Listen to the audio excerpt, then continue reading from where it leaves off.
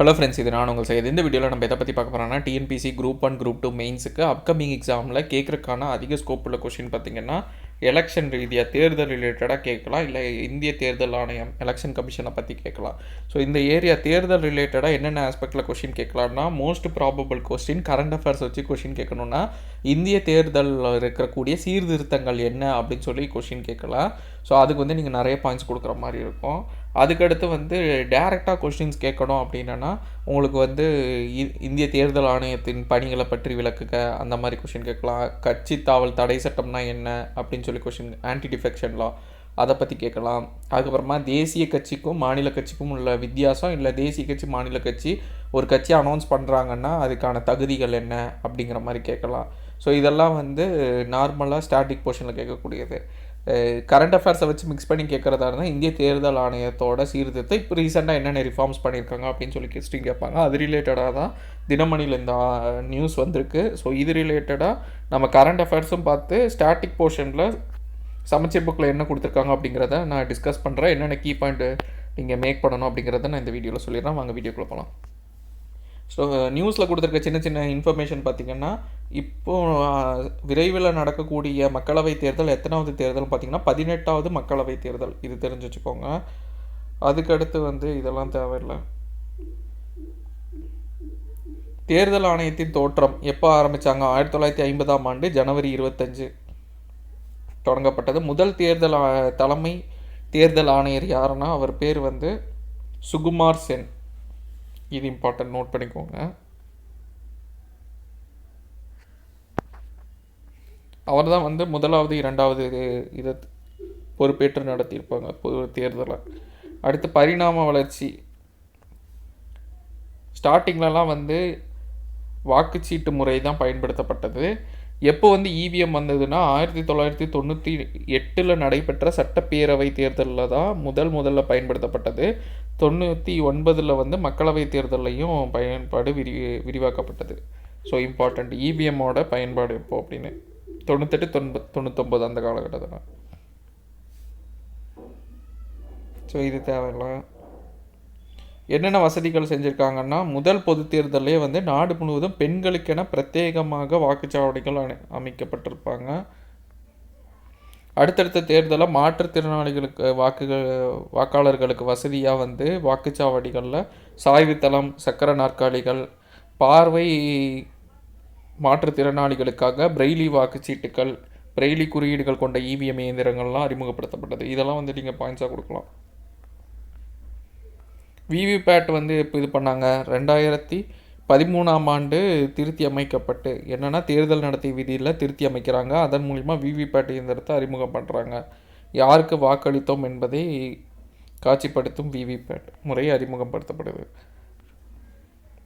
NOTA பார்த்திங்கன்னா 2014 மக்களவை தேர்தலில் யாருக்கும் வாக்களிக்க விரும்பாத வாக்காளர்களை தேர்வு செய்கிறதுக்காக நோட்டா அப்படிங்கிற வாக்குமுறை வந்து அறிமுகப்படுத்தப்படுது.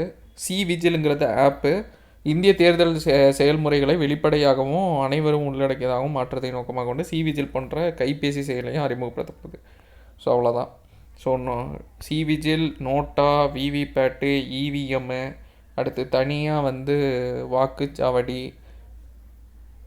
மாற்றுத்திறனாளிகளுக்கு என்ன மாதிரி வசதிகள் செஞ்சு கொடுத்துருக்காங்க, இவிஎம் விஷயம், இதெல்லாம் வந்து நீங்கள் கீ பாயிண்ட்டாக கொடுக்குற மாதிரி இருக்கும். ஸோ இது போக புக்கில் வந்து தேர்தல் சீர்திருத்தம் தொடர்பான கமிட்டிகள் என்னென்னு கொடுத்துருக்காங்க பாருங்கள். தார்குந்த் குழு 1974, இந்திரஜித் குப்தா குழு ரொம்ப 1998, இந்திய தேர்தல் ஆணையத்தின் தினேஷ் கோஸ்வாமி குழு 90களில், வேரா குழு 93, இந்திரஜித் குப்தா வந்து 98, இந்திய சட்ட ஆணையத்தின் அறிக்கை 1999, வெங்கடாச்சலையா இது ரொம்ப இம்பார்ட்டண்ட்டு, தேசிய ஆணையம் 2002. அடுத்து பார்த்திங்கன்னா இந்திய தேர்தல் ஆணையத்தின் அறிக்கை 2004, வீரப்ப மொய்லி ஆணையம் 2007, டங்கா குழு 2010. ஸோ இந்த குழு இயர்லாம் ஞாபகம் வச்சுக்கோங்க. இது வந்து நீங்கள் லிஸ்ட் டவுன் பண்ணிங்கன்னா உங்களுக்கு கீ பாயிண்ட்டாக வரும். அடுத்து என்னென்ன சீர்திருத்தம் பண்ணாங்கங்கிறது கொடுத்துருப்பாங்க. இது எத்தனாவது புக்குன்னா 11th பொலிட்டிக்கல் சயின்ஸு. அந்த புக்கில் வால்யூம் 2ல் சாப்டர் 11ல் இருக்கக்கூடியது 11th political science volume 2 chapter 11ல் இருக்கக்கூடியது தேர்தல் சீர்திருத்தம் என்னென்னா 61வது அரசியலமைப்பு சட்ட திருத்தம் மூலம் 1988 வாக்களிக்கும் வயதை வந்து 21 18 குறைச்சிருப்பாங்க. ரொம்ப இம்பார்ட்டண்ட்டான சீர்திருத்தம். அடுத்து வாக்காளர் பட்டியல் தயாரித்தல் திருத்தியமைத்தல் போன்ற தேர்தல் தொடர்பான பணிகளை மேற்கொள்ளும் அதிகாரிகள் மற்றும் பணியாளர்கள் அயர் பணியில் சென்று தேர்தல் ஆணையத்தின் கீழே பணிபுரியறதுக்கு வசதி பண்ணி கொடுத்துருப்பாங்க. ஒரு தொகுதியில் வேட்பாளர்களை முன்மொழியும் நபர்களின் எண்ணிக்கையை உயர்த்தும் வகையில் 10% இல்லை 10 வாக்காளர்கள் எது குறைவானதோ அதை அதிகரிச்சிருப்பாங்க. மின்னணு வாக்குப்பதிவு இயந்திரம் 1989 அறிமுகப்படுத்தியிருப்பாங்க. 1989 வாக்குச்சாவடி கைப்பற்றுவதை தடுக்கிறதுக்காக தேர்தலை ஒத்திவைக்க நடைமுறையும் கொண்டு வந்திருப்பாங்க. 3 விதமாக கட்சியை பிரிச்சிருப்பாங்க. அங்கீகரிக்கப்பட்ட கட்சி, பதிவு செய்யப்பட்ட மற்றும் அங்கீகரிக்கப்படாத கட்சிகள், சுயேட்சை அப்படின்னு சொல்லி வகைப்படுத்தப்பட்டிருப்பாங்க.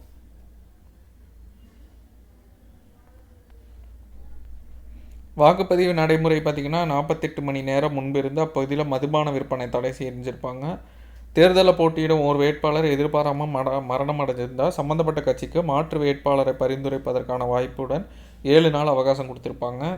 தேர்தல் தினத்தன்று பதிவு செய்யப்பட்ட வாக்காளர்களுக்கு ஊதியத்துடனான விடுமுறை அளிக்கப்படும். ஆயுதங்கள் கொண்டு போகக்கூடாது, அதுக்கான தடை.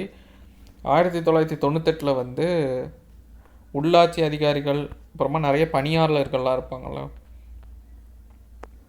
அவங்க வந்து தேர்தல் தினத்தன்று பணியில் ஈடுபடுவதை உறுதி செஞ்சது. போஸ்டல் பேலட் சிஸ்டம் கொண்டு வந்தது 99. 2003 பார்த்திங்கன்னா இராணுவத்தில் பணிபுரிபவர்களுக்கான அவங்க சார்பாக பதிலி ஓட்டு ப்ராக்சி ஓட்டு இது பண்ணியிருப்பாங்க. 2003 பார்த்திங்கன்னா தேர்தல் ஆணையம் வேட்பாளர்களோட முந்தைய குற்றங்கள் மற்றும் சொத்துக்கள் பற்றிய விவரங்களை பிரகடனப்படுத்தணுன்னு இருப்பாங்க. 2003 வந்து மாநிலங்களவை தேர்தல் சீர்திருத்தங்கள் மேற்கொள்ளப்பட்டு வேட்பாளரின் வசிப்பிடம் தொடர்பான கட்டுப்பாடுகள் நீக்கப்பட்டிருக்கும். வெளிப்படையான வாக்கெடுப்பு முறை வந்து அறிமுகப்படுத்தப்பட்டிருக்கும். செலவு கணக்குலாம் வந்து கொஞ்சம் ஸ்ட்ரிக்ட் பண்ணியிருப்பாங்க. அதில் வந்து பயண செலவுகளுக்கு மட்டும் விதிவிலக்கு அளிச்சிருப்பாங்க. 2003 இலவசமாக வாக்காளர் பட்டியலை வந்து அரசாங்கமே வழங்கும். கருத்து கணிப்பு முடிவுகளை அறிவிப்பதற்கான விதிகள் வந்து இது பண்ணியிருப்பாங்க. 2009 வந்து தவறான நடவடிக்கையில் ஈடுபடும் நபர்களை தகுதி இழப்பு செய்வதோட 3 மாத காலத்துக்கு குற்றம் சாட்டப்படுற மீதான விவரங்களை அதிகாரிக்கு சமர்ப்பிக்கணும் அப்படின்ட்டுருப்பாங்க. பிணைத்தொகை அதிகரிப்பு, மாவட்டத்தினுள் மேல் முறையீட்டு அதிகாரியை நியமித்தல், வெளிநாடு வாழ் இந்தியர்கள் குடிமக்களுக்கு வாக்குரிமை வழங்கப்பட்டது. 2010 11 வந்து தேர்தல் செலவினங்களுக்கு உச்சவரம்பு அதிகரிக்கப்பட்டது. ஸோ இது கூட சேர்ந்து நீங்கள் மற்ற இதெல்லாம் எழுதிக்கலாம். நோட்டா, அதுக்கப்புறமா வந்து சிவிஜில் ஆப்பு, எலக்டோரல் பாண்டு, தேர்தல் பத்திரம், இதெல்லாம் நீங்கள் வந்து ரீசெண்ட் ரிஃபார்ம்ஸில் எழுதலாம்.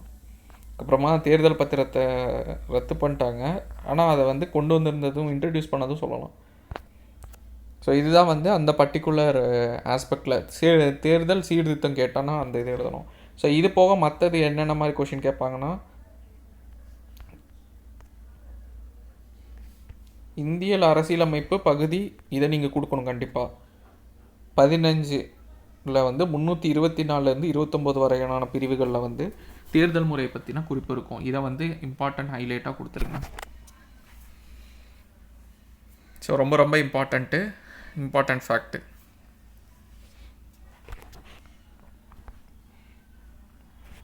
இந்திய தேர்தல் ஆணையனாலே இந்திய அரசியலமைப்பு சட்டம் 324. ஒரு தலைமை தேர்தல் ஆணையர் 2 தேர்தல் ஆணையர்களை உள்ளடக்கியதாக இருக்கும். எங்களோட வேலை வந்து தேர்தல் சம்பந்தமான வாக்காளர் பட்டி தயாரிக்கிறது, தொகுதி வரையறை செய்தது, இது சம்பந்தமாக வந்து நாடாளுமன்ற சட்டம் இயற்றலாம் சொல்லியிருப்பாங்க. ஃபஸ்ட்டு ஸ்டார்டிங் பார்த்திங்கன்னா குடவோலை முறை சோழர் காலத்தில் இருந்தது. இதே வந்து நாடாளுமன்றம் பார்த்திங்கன்னா நாடாளுமன்ற தேர்தலுக்கானது சம்பந்தமான விஷயங்களில் இது பண்ணலாம். சட்டசபை தேர்தல் சம்பந்தமான வாக்காளர் பட்டியல் தயாரித்தல், தொகுதி வரையறை செய்தெல்லாம் வந்து மாநில சட்டசபை தான் சட்டம் இயற்றும். தேசிய வாக்காளர் தினம் ஜனவரி 25.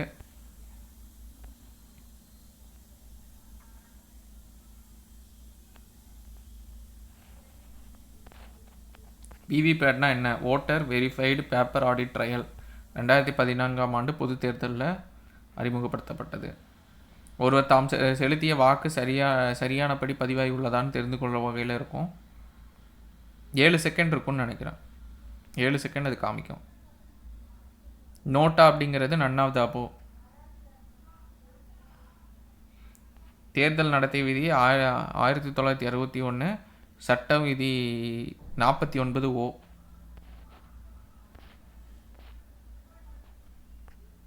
ரெண்டாயிரத்தி 14 வந்து நோட்டா அறிமுகப்படுத்தப்பட்டது. நோட்டாவை அறிமுகப்படுத்திய நாட்டில் வந்து 14வது நாடாக இந்தியா இருக்குது.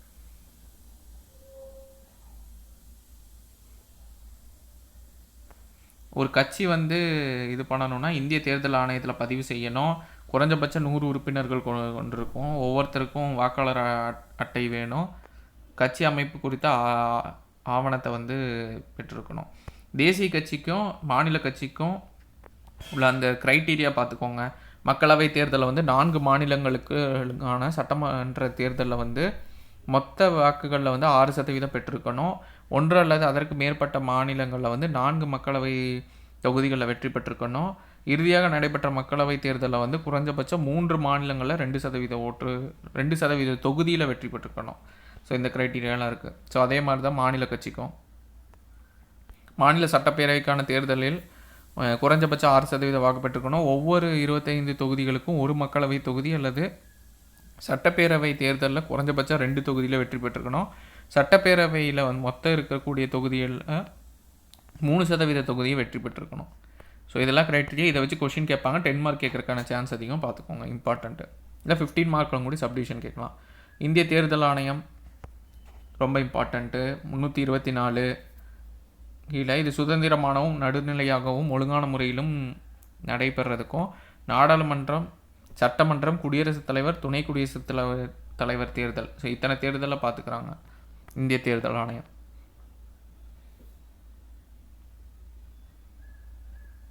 ஸோ என்னென்ன தேர்தலுங்கிறத பார்த்துக்கோங்க, லிஸ்ட் ஆன் பண்ணிக்கோங்க. சுதந்திரமான அமைப்பாக இருக்கும்.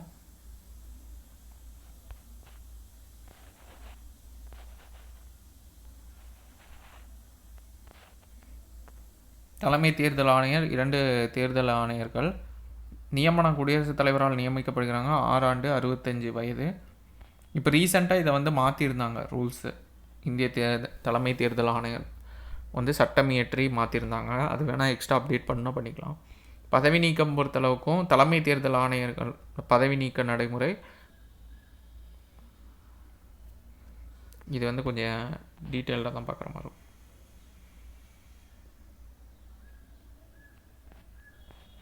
இந்திய தேர்தல் ஆணையத்தின் அதிகாரம் பணி ரொம்ப இம்பார்ட்டன்ட். வாக்காளர் பட்டியல் தயாரித்தல், திருத்துதல், தொகுதி இடஒதுக்கீடு, தேர்தல் நடத்துதல், மேற்பார்வையிடுதல், அரசியல் கட்சிக்கு அங்கீகாரம், கட்சி சின்னத்தை ஒதுக்கீடு, சுதந்திரமான நேர்மையான தேர்தலை நடத்துதல், தேர்தல் விவகாரங்கள் அனைத்து கேள்விக்கும் குடியரசுத் தலைவர் மற்றும் மாநில ஆளுநருக்கு தேர்தல் ஆணையம் அறிவுரை வழங்குதல், நாடாளுமன்ற சட்டமன்ற உறுப்பினர்கள் தகுதி இழப்பு முடிவு செய்கிறது, இந்திய குடியரசுத் தலைவர் மாநில ஆளுநர்கள் பரிசீலனைக்கு அனுப்பப்படும் மனுக்கள் மற்றும் பிரச்சனைக்கு தீர்வு காண்றது, பிளவு ஏற்பட்டால் சின்னத்தை வந்து யாருக்கு ஒதுக்கணும்னு அந்த சச்சரவுக்கு முடிவு பண்ணுறது, வேட்பாளர்களின் செலவினங்கள் உச்சவரம்பை இறுதி செய்கிறது, போட்டியிடும் தேர்தலில் போட்டியிடும் வேட்பாளர்கள் சொத்துக்கள் தொடர்பான ஆவணப்பத்திரங்களை கேட்கும் பணி. இதெல்லாம் வந்து உங்களோட இம்பார்ட்டண்ட்டான இது.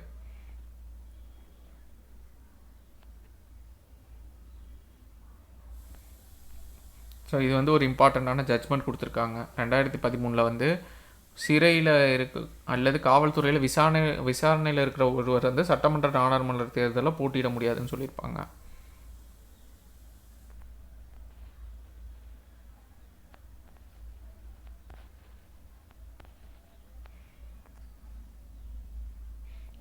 செலவின கணக்கை வந்து சமர்ப்பிக்கலைன்னா தகுதி இழப்பு செஞ்சுருவாங்க. தேர்தல் முடிந்த பின்னர் முறைப்படி அவை அமைப்பதற்கான அறிவிப்பினை வெளியிடுறது. அடுத்து யாரெல்லாம் இம்பார்ட்டண்ட், இது வந்து கொஸ்டின் ப்ரிலிம்ஸ்லேயும் கேட்பாங்க. என்னென்ன அதிகாரின்னு சொல்லிட்டு. தலைமை தேர்தல் அதிகாரினா யார், அவரோட பணியின. மாவட்ட தேர்தல் அதிகாரி. அடுத்து தேர்தல் நடத்தும் அலுவலர், ரிட்டர்னிங் ஆஃபீஸர். வாக்காளர் பதிவு அலுவலர். வாக்குச்சீட்டு தலைமை அலுவலர். சரி, இவங்க 5 பேரை பற்றி பார்த்துக்கோங்க. தலைமை தேர்தல் அதிகாரி இவங்க பார்த்திங்கன்னா ஒரு மாநிலத்துக்கு ஹெட்டாக இருப்பாங்க. ஸோ ஸ்டேட்டுக்கான இது. அடுத்து பார்த்திங்கன்னா மாவட்ட தேர்தல் அதிகாரி வந்து டிஸ்ட்ரிக்ட்டுக்கு.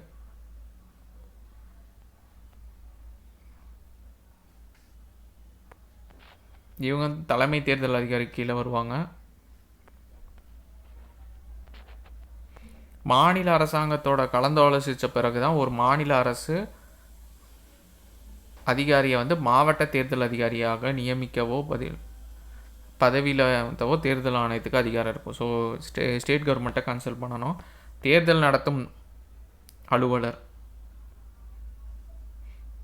குறிப்பிட்ட நாடாளுமன்ற இல்லை சட்டமன்ற தொகுதியை வந்து கொடுத்துருவாங்க தேர்தல் நடத்தும் அலுவலருக்கு.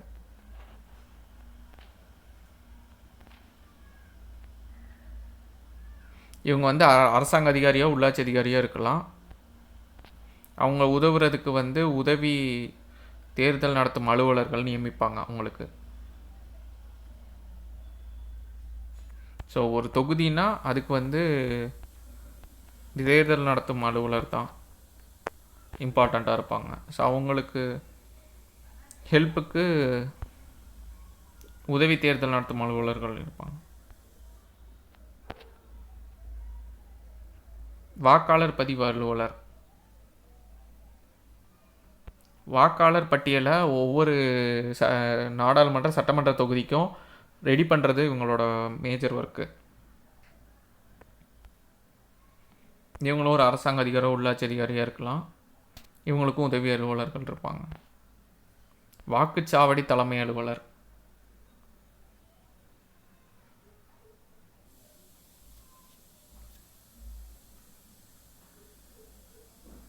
மாவட்ட தேர்தல் அதிகாரி தான் வந்து வாக்குச்சாவடி தலைமை அலுவலர் இல்லை வாக்குப்பதிவு அலுவலர் நியமிப்பாங்க. ஒன்றிய பிரதேசத்தை பொறுத்தளவுக்கும் தேர்தல் நடத்தும் அலுவலர் வந்து நியமிப்பாங்க. தேர்தல் பார்வையாளர்கள் இந்திய தேர்தல் ஆணையம் வந்து அரசாங்க அதிகாரிகளை தேர்தல் பார்வையாளராக நியமிக்குது.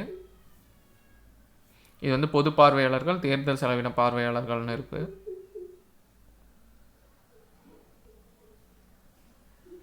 நேரடியாக பொறுப்பாக இருப்பாங்க. ஸோ ஆல்ரெடி இது சீர்திருத்தம் என்னன்னு பார்த்துட்டோம். கட்சித்தாவல் தடை சட்டம். ஸோ 52வது அரசியலமைப்பு சட்டப்பிரிவு 1985 ஒரு கட்சியிலேருந்து மற்றொரு கட்சிக்கு மாறும் நாடாளுமன்ற சட்டமன்ற உறுப்பினரை தகுதி இழப்பு செய்யும் நடைமுறை பின்பற்றப்பட்டது. இது 10வது அட்டவணையில் சேர்க்கப்பட்டது. அதுக்கப்புறமா இல்லை திருத்தம் கொண்டு வந்தாங்க. 91வது அரசியலமைப்பு திருத்த சட்டம் 2003. கட்சி பிளவுறும் சூழ்நிலையில் கட்சி தாவலின் அடிப்படைகள் பொருந்தாதுன்னு சொல்லியிருப்பாங்க. இந்த சட்டத்தோட அம்சங்கள்: தகுதி இழப்பு. எக்கட்சியை சார்ந்த இருப்பினும் அந்த அவையில் வந்து ஒரு உறுப்பினர் தனது விருப்பத்தின் அடிப்படையில் உறுப்பினர் பதவியை விட்டு விலகுதல், தான் சார்ந்த கட்சியை வழிகாட்டலுக்கு எதிராக வாக்களிக்கிறது, இல்லை வாக்களிப்பதற்கு கட்சியின் முன்னனுமதியின்றி விலகுதல், இதெல்லாம் இருந்ததுன்னா அவங்கள தகுதி இழப்பு செய்யலாம். சுயேட்சையான வேட்பாளர் வந்து தான் தேர்ந்தெடுக்கப்பட்ட பின்னர் வந்து அரசியல் கட்சியில் சேர்ந்தான்னா அவங்க தகுதி இழப்பாயிருவாங்க. நியமன உறுப்பினர்கள் வந்து தான் பதவியேற்ற நாள்லேருந்து 6 மாத காலத்திற்குள் ஏதேனும் அரசியல் கட்சியில் சேர்ந்தால் வந்து அவையின் உறுப்பினர் பதவியிலிருந்து நீக்கப்படுவாங்க. இல்லை விதிவிலக்கு என்னென்னா, ஒரு கட்சி மற்றொரு கட்சியுடன் இணைக்கும் போது கட்சி தாவலின் அடிப்படையில் ஒரு உறுப்பினரின் மீது நடவடிக்கை எடுப்பதிலிருந்து விதிவிலக்கு அளிக்கப்படுதுன்னு சொல்லியிருக்காங்க.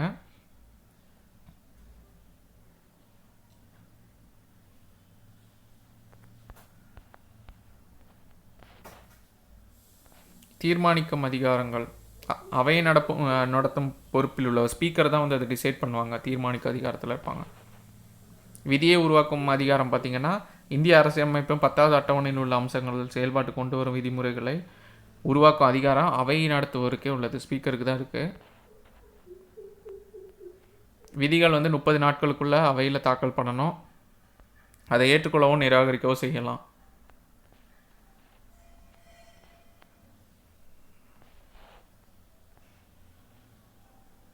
ஸோ என்னென்ன விஷயத்துக்காக மாறுறாங்கங்கிறத அனலைஸ் பண்ணலான்னா, கொள்கை சம்மந்தமாக, பதவி பொருளுக்காக,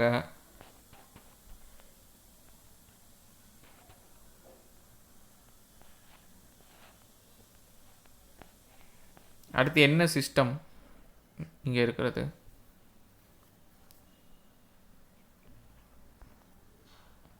ஃபஸ்ட்டு பாஸ்ட் போஸ்ட் சிஸ்டம், முதலில் நிலையை கடத்துதல் முறை.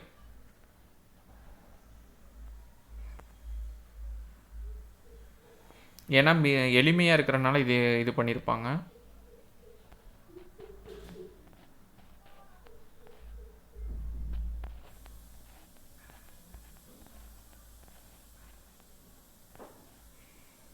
இந்திரஜித் குப்தா குழு, அவங்க வந்து அரசு ஃபண்டிங் சம்மந்தமாக இவங்க சொல்லியிருப்பாங்க.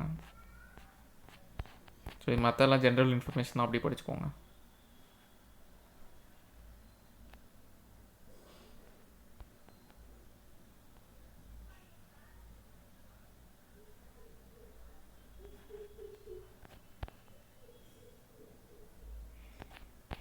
ஸோ அவ்வளோதான் மொத்தமாக இந்த எலெக்ஷன் ரிலேட்டடாக. ஸோ இவ்வளோ இன்ஃபர்மேஷனை நீங்கள் பாயிண்ட்ஸ் எழுதி வச்சுக்கோங்க. ஏதோ ஒரு கொஷின் கேட்குறாங்கன்னா கேட்குற கொஷினுக்கு ஏற்ற மாதிரி நீங்கள் கொஞ்சம் கரண்ட் அஃபேர்ஸு அதுக்கப்புறமா ஸ்டாட்டிக் போர்ஷனை மிக்ஸ் பண்ணி எழுதிட்டிங்கன்னா யூஸ்ஃபுல்லாக இருக்கும். ஸோ இந்த வீடியோ யூஸ்ஃபுல்லாக இருக்கும். நம்ம அப்கமிங் வீடியோஸில் பார்க்கலாம். தேங்க்யூ.